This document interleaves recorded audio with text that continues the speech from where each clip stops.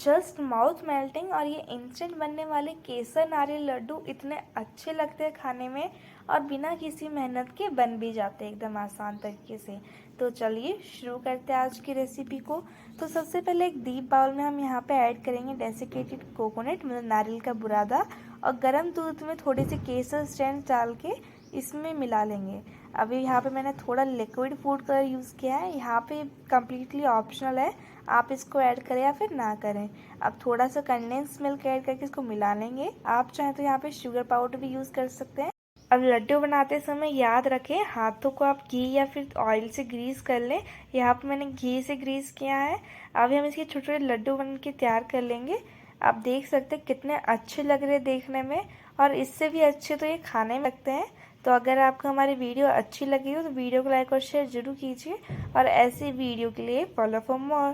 Thank you.